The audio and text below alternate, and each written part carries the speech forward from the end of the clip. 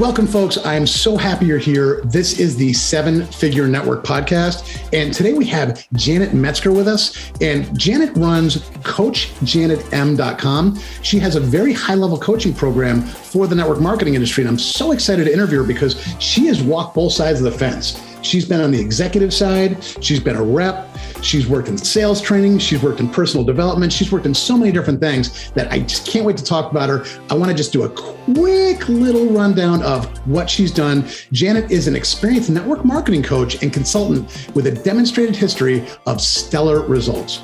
She's been a leader in several various industries with experience for Fortune 100 companies. She's led sales teams that have produced $60 million in annual revenue and had teams of over 10,000 people. She is an expert in all sorts of different subject matter, both in network marketing and direct selling. But again, she's had a ton of work on the corporate side as well. So we have so many questions for her. Janet, thank you so much for being on today. I really appreciate you being here. Oh, it's truly my pleasure. I'm so excited to finally meet you. I've heard so much about you, Melford. So happy to be here.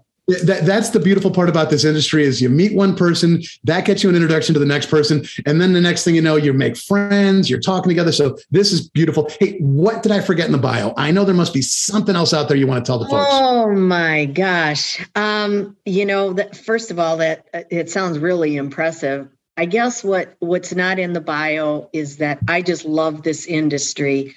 I look at it this way. I can't believe I get paid to have this much fun.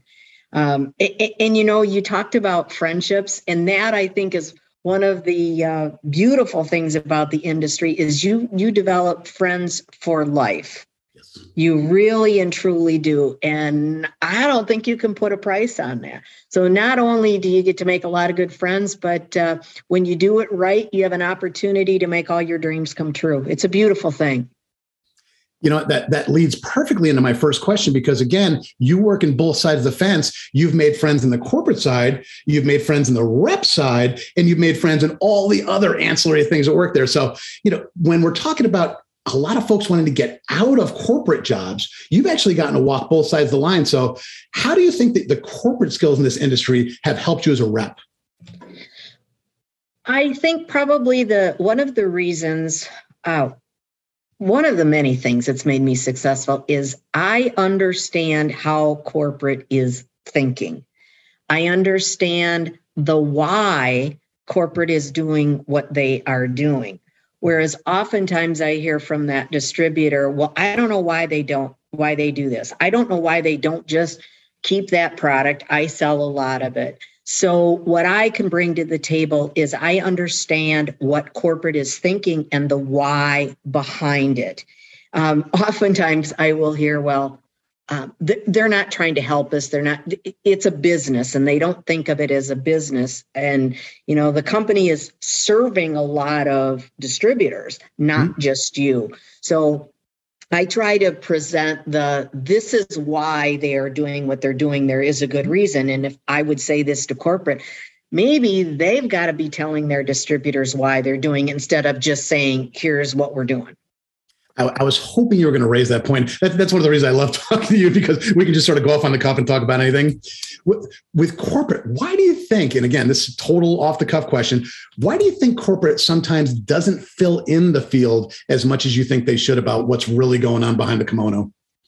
I don't think they know how important it is. I really believe that. I've seen that at all levels in different organizations where if you want to get the buy-in, you have to explain the reason why. And I don't believe that they know how important that is. Mm-hmm. I think of working alongside the order fulfillment.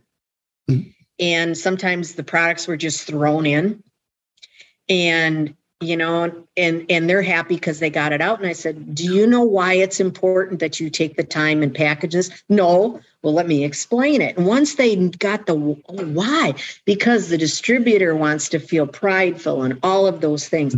But I don't think that the corporate has realized that there's that disconnect, there's that gap. And if you can fill that gap, man, it's not just the people in the ivory tower, if you will, buying in, it's everybody buying in.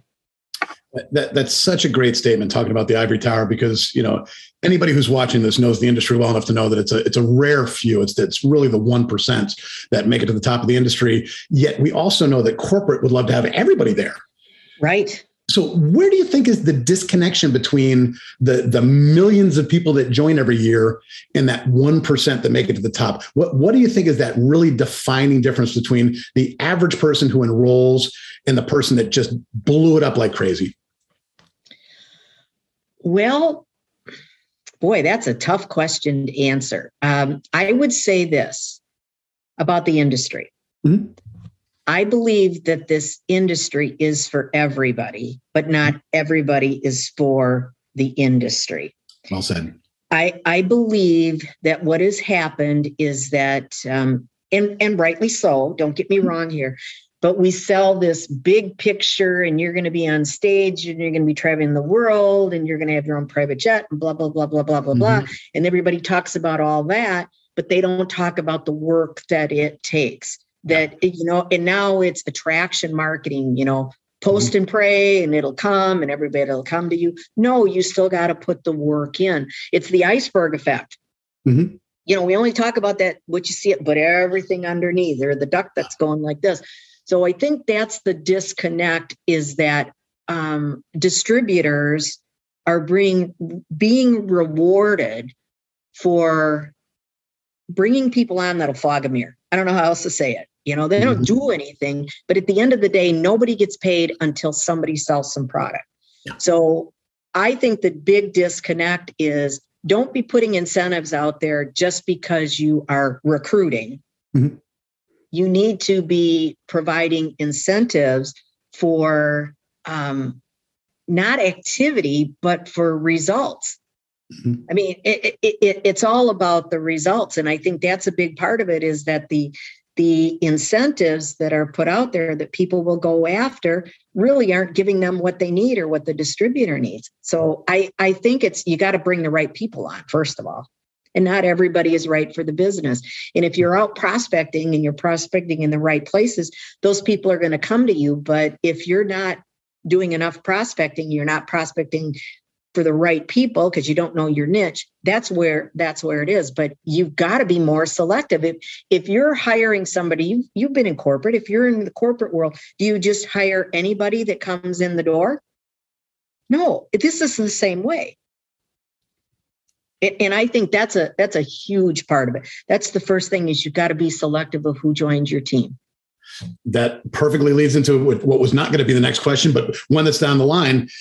Everybody hears, you got to niche down. The riches are in the niches, unless you live outside of America, and then it's the niches, and that same statement doesn't work. But right. What do you teach your students about niching down? This is such which shouldn't be. It should be the most obvious thing in the world to us, because that's where our entire Conchetta and my business was built, on niching down. So we think everybody should do the same thing. Shocks me when I hear that people don't concentrate specifically on a laser focused niche. What do you teach your folks about that? Because I know you've got tons of clients out there in a bunch of different companies. How are you teaching them to niche down?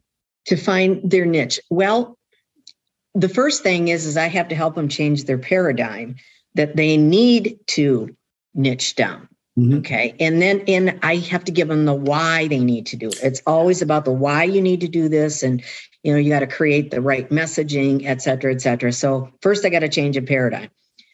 The second thing that I think people need to do with niching and to make it easy, I would say, I'm simple. I'm from Wisconsin. I don't want to make anything complicated. Most of the time, your niche looks like you. They look like you. So it's the mirror effect. Who is like me? Maybe in my particular case, it's somebody who's recently retired or is coming up on retirement. Mm-hmm. So I might mirror them, but I also have to find that person that has my problem. It's somebody that doesn't have enough money for retirement, or it's somebody that's got the problem that my product solves. So I look for somebody that looks like me and somebody I can relate to, because they got to relate to me. I got to, so That's a two-way street. And then again, do they have the problem? I'll give you a perfect example. This is no kidding. My husband and I, when I retired, we moved into a condo. I was done with a big house and yard work and all that. So we moved into a condo, and I am not exaggerating. Once a week, we get a call about, we're here to replace your roof. I don't need you to replace my roof. I don't even own my roof. I have everything inside.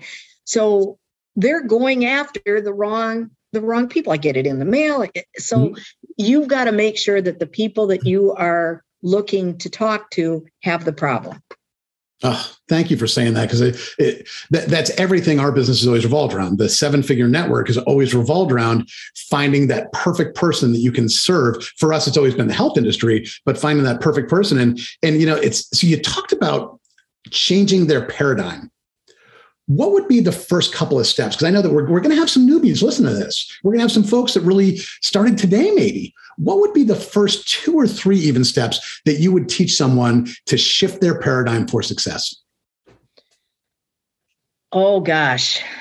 That's a 6 months course that I teach. So that's a lot, having worked with Bob Proctor so closely. Oh, Bob, yes. I think the first thing that I would suggest is, I think it all starts with the goal. What do you really, really, really, really want? I think that's the first thing. And that's the key. Not what do you think you can do or what you can achieve, but what is it that you really, really, really, really want? I think that I'd start every conversation with any client, potential client, or anybody that I just meet is, what is your goal? What do you really, really want? So I think that is the first place. That's the one step until you figure out what you really, really want. And oh, by the way, it changes. Mine's changed 100 times. Yes. Because what I was trying to do is I was trying to get what I really, really wanted fast, because we're so results oriented. And this is one where you truly have to slow down and speed up. What is it that you really, really want? So that, I would say, do that first. But here's the word of caution.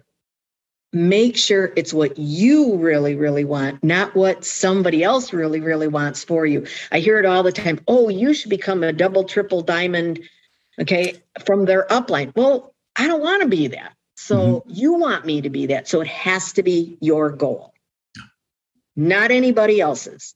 Not somebody that you're related to or in a relationship with, or your upline, or even the company. It's what do you want? Because if you don't want it, it ain't going to happen. Yeah, absolutely right. Yeah, we talked about the spray and pray issue that's going on right now. And, over the last couple of years, the noise has just been insane. This industry has completely changed over the last 2 years.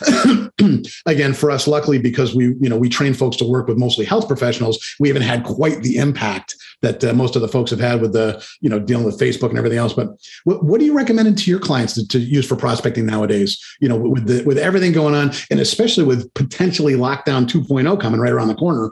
We don't know. Right. Canada never left it. Australia never left it. We were lucky enough, and especially us in Florida, we've had, a lot more luck than most other folks. Right. What are you seeing as, 1 or 2 secrets that you're teaching your clients right now for prospecting to get away from the whole, spray and pray to the noise aspect that seems like 99% of people are doing? Okay. Well, there's 2 things. I am nuts.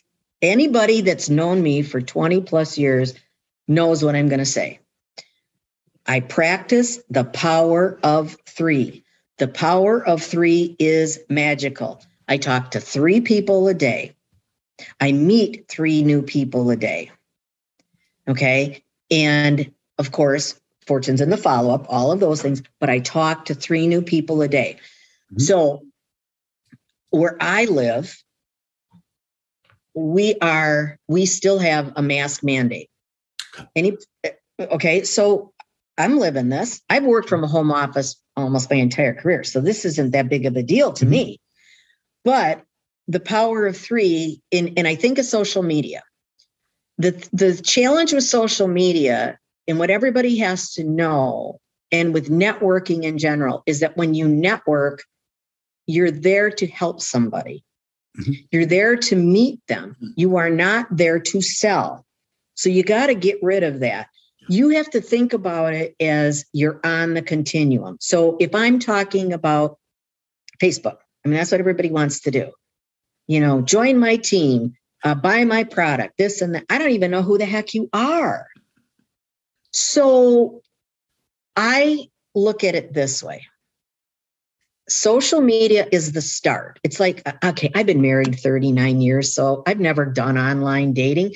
But for anybody that's done online dating, okay, you meet somebody, but then you take it offline and you have the conversation and you go on a date. That's what you have to do. You have to think about social media or anything like that. In fact, I'm not going to do, this isn't a plug, but in this book here that I am a co-author, Network Marketing 2.0, I was challenged to write a chapter. I wanted to be a best-selling author, and I did it, international best-selling author with this book. But mine was, the more things change, the more they stay the same. Yes, social media has changed the world. But at the end of the day, social media is the start. The conversation is the art. You find the people, but you got to take it offline. How did we meet? We met online and then we hopped on a couple of calls, right? That's what you have to do. Exactly. Because people do business with people. They don't join companies. They join people. So I think social media is a great way. I'm still a little bit of old school when I do get out and about. I do practice the power of three. I meet 3 people and I don't talk to them about my business. And then we connect after. But consistency, being boringly consistent, talking to 3 people a day. It's not sexy, but it's what you got to do. When you're an athlete, okay, what do? You practice fundamentals. It's that's what you have to do, is you have to practice the fundamentals. And no matter, you can read all day long and you see attraction marketing. No, you still got to talk to people. I don't care what they say. You got to talk to people, because I will not join anybody unless I've talked to them. Yeah, exactly right. Consistency to me is sort of the penultimate form of professionalism. And that's something that I know is really important to you, is the level of professionalism in this industry. What do you think is distracting people from being the professionals they could be? What in this industry is keeping them in that unprofessional mindset? Boy, I think there's a couple of things. And I don't think this is just specific to our industry. Beautiful. Perfect. I really believe one of the biggest challenges that companies is that they have the squirrel syndrome. I'm going to do this, I'm going to do this, I'm going to do this, and they don't stay focused. And I am a believer in one, it's like this time of the year, people are setting their resolutions and their goals. And I say one goal, one personal, one professional. Pick one thing that's going to move your business and do it really, really, really, really well. But what happens is, coming down at the corporate level or from the upline or whatever, okay, now you got to go do this and now you got to go do this. No, just do one thing really, really well. I'll tell you where that I would say is probably the biggest thing, is just do one thing really well. The other thing that eliminates the professionalism, besides the part about spamming and all that, is people don't follow up. Yes. And follow up the right way. I mean, I always say, don't contact people just to contact them. Always have a good reason. Yeah. But I think that's probably it is, we're a society of people want instant results. Sometimes it takes a while, so you have to stick with it. And the problem is, if you're trying to stick with too many things, you don't stick to anything. So just pick one. Yes. And do it really, really well. That's professionalism, right? I mean, isn't that the definition of professionalism, is figuring out your perfect thing and doing it over and over and over again to serve as many people as possible? Yeah, that's the consistency. And if you pick one thing, you can be consistent with it. And don't be a weekend warrior where I'm just do it 8 hours. Do it every day. Yeah. There isn't anybody. And if they tell me that they are, they're lying, because I'll find something. Just give 15 minutes a day to your business. And 15 minutes a day to your business means talking to people. Amen. Not scrolling, none of that. Talk. Not just looking at everybody's kids. No, all right, exactly. I want to flip the script on this one. You know, I'm the eternal optimist, so I don't like talking about pessimistic things. But when we're talking about professionalism, eventually somebody's going to get asked that pyramid scheme question.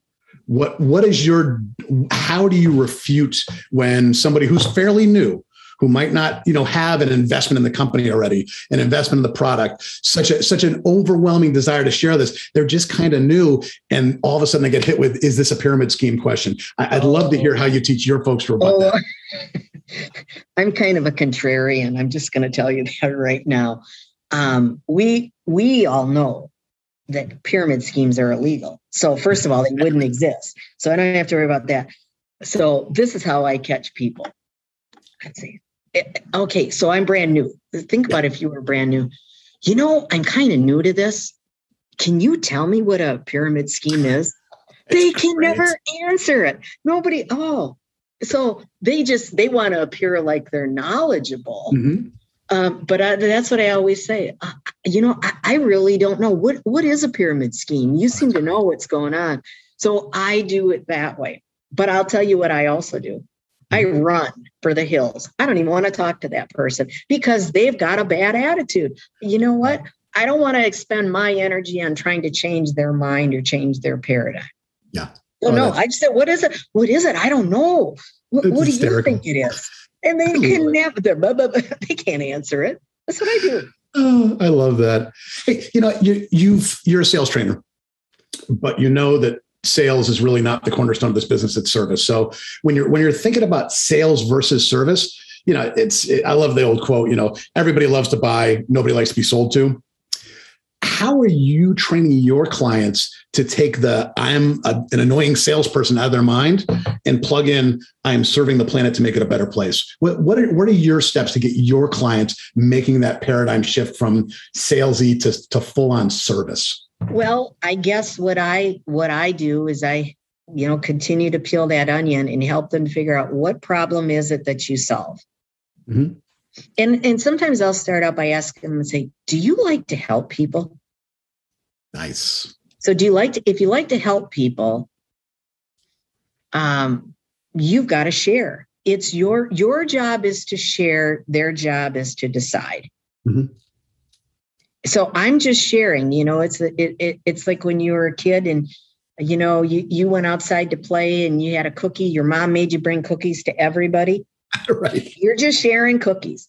And it's there. If they don't want a cookie, that's fine. When you go to a coffee shop, go out to eat and you want some coffee after dinner, what does the server do? They come around and say, do you want some more coffee? Do you want some more coffee? And if you say no, are they upset? No. Their job is to offer. Your job is to decide. So that's what I say. You're being selfish if you don't offer. Mm-hmm. So but I've never met anybody that doesn't like to help. And that's what you do. You're helping. Mm-hmm. And it seems like that's always, you and I've talked about it before, niching down, niching down to those right folks. So what are the niches that you've seen success with in your industry? Oh, boy, I'm not sure I can answer that question. When you say, you mean from my client standpoint? Is exactly. That what you're asking me, yeah. When you're helping people drill down. I don't know if I still could answer that question. Help me out again. Restate that if you would. Yeah. So if you're training a client, they're new in their company and they're trying to figure out who their perfect niche is. I know earlier in the conversation we talked about, look towards yourself. Right.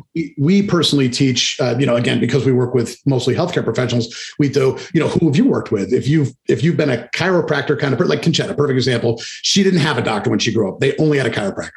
So she only spoke the language of chiropractic her entire life. Right. For her, the easiest people to enroll were chiropractors because she could walk in, she could speak their language, the whole deal. Thankfully, we were able to evolve that to bigger and better things. But, it really started with that cornerstone. What would be a cornerstone that you would talk to folks about? What would you want your clients to start with as that place that we're the same to work with? I don't know if I can answer that question off the top of my head. To really think about it. So how do I drill it down? I guess I would say I have seen success with, it's an old adage, Ask a busy person. Smart. I am looking for somebody that is a go-getter. I also, because a go-getter gets it done. So, if somebody is, example, I'm a single mom. I'm not a single mom. My husband and we share custody of the dog. So that's it. But I ask a busy person. I look for somebody that's got a couple of jobs, if are you married to working 2 jobs all the time, or would you like another option? I tell you, I love Big Al. Big Al walks on water to me. I love his stuff. So, I'm looking for somebody that's busy and somebody that it's a go-getter. I'm not looking for a slug. I mean, I don't know how else to say it. Right. If they're full of excuses, next. I'm looking for somebody that I want to be around. So that's my niche. I like to, so I go where there's positive people, where there's like-minded people, but I always look for a busy person. Contrary to what most people, they're too busy to do it. I don't decide for them. That's not my job. So I think the first niche I would go to for anybody is I want to go to a busy person. That was a brilliant answer, because and you even put it right, because it's such an untapped niche. People are so, and that is a niche. A niche is successful people. That there aren't that many out there. Everybody's. It's kind of like your chicken list. Yes. They won't go to that. That guy earns $250,000. Well, maybe he works all the time, and that isn't what he wants to do anymore. Are you married to your job? Do you love working 80 hours a week? I've yet to meet anybody that loves to work 80 hours a week.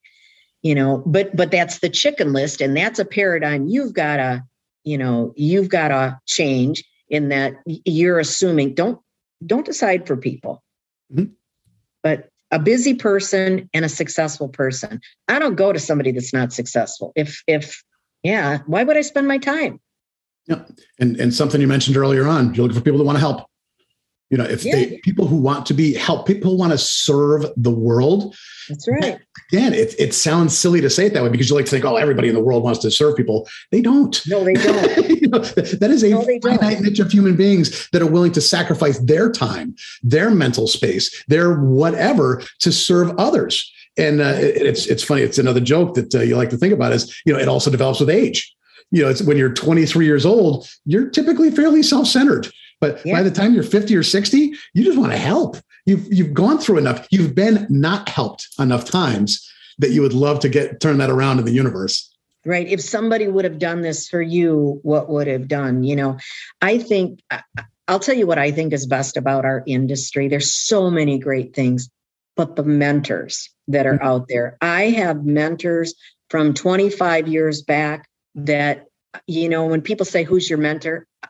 I need more than 2 hands to talk about the mentors I've had. And that's the best part about this industry, is the mentorship that you gain. Yeah. I think it's phenomenal. I agree completely. And people that genuinely care and want to see others succeed.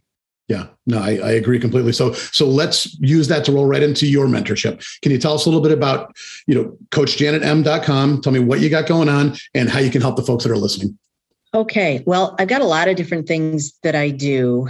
The first thing is that I do have a Facebook group that is called the Network Marketers Den. That's the name of my podcast. So those are 2 things. And those are freebies. They're just day-to-day tips that I want to offer. The next thing that I do is I do a group coaching program. And the reason I do the group coaching is because guess what? Everybody's got the same issues, and it's more of a mastermind. So we do that. That's a once a week. We have a lot of fun in there, learn a lot of different things. I have to tell you, I got a call from one of my clients just yesterday. My phone was blowing up. Actually, I was texting, and then she called me. I said, just call me. And guess what she did? She practiced the power of 3. And she not only used it in her network marketing business, she did it she's a Reiki master. She's also a financial advisor. And I challenged them, let's do the power of 3, and they're helping each other. She booked 9 appointments yesterday. Holy cow. 3 times for 3. Times three, one for each of her businesses. And I'm like, holy smokers. So the group coaching is very, very dynamic. And what I would tell you is, now this is a British term. This is the beauty of our business. Have you ever heard of bespoke? Yes. Custom made. Okay. Custom made, not cookie cutter. Yeah. So when I do it, we just all talk together. What is it that you need? So that's number one.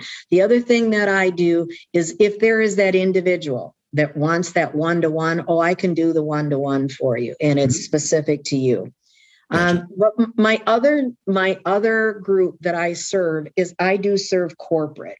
And I serve corporate because I have been on both sides of the fence, and I really work with corporate with their level, their management level, to help them understand the psyche and the importance of, you got to tell them the why, and why are you doing it? Because what needs to happen is you have to reduce turnover. At the end of the day, you got to reduce turnover. If people make enough money, they're going to stay. They'll tell you all kinds of reasons why they left. But if you make money, you won't. You'll put up with a lot more baloney. Exactly. So I work with corporate, but I do that individual. And I will tell you, that's not for the average person. On a scale of 1 to 10, if 10 is at the top, you're probably a 7 or higher. That's the individual. For the group coaching, if you're, a 4 or 5, it's probably perfect for you. But my thing is, I love the industry so much. It's done so many great things. And I want to, just like you, I want to bring back the respect, and everybody should be prideful if they're in this industry. Yeah, absolutely right. I agree completely. So folks, you're going to see everything in the show notes about both the Facebook group that you've been invited to, CoachJanetM.com, and her one-on-one coaching program, so you can figure out everything you can as to how you can work with Janet. Thank you so much for being on, Janet. This has been fantastic. You sort of epitomize the 7figurenetwork.com philosophy, that it doesn't matter if you're a 5, 6, or 7-figure earner. You need to put yourself in a 7-figure network to succeed. You got to find that right spot, that right place. It's all about who you surround yourself with. For us, it's always health professionals, or, our catchphrase is, we want to teach you how to be clinically, ethically, and professionally a better network marketer. And the way to blow up is by signing up 10 health professionals. That is our goal for everything. Janet, thank you so much for being on. We cannot wait to see you again, and keep it going with the corporate end. I think the reps truly appreciate the fact that you're fighting the good fight for us behind those closed doors that we can't always access. Absolutely. Well, I appreciate the opportunity, and here's to everyone achieving all their goals and dreams. Thank you, Janet. Have a great day. Thank you, everyone.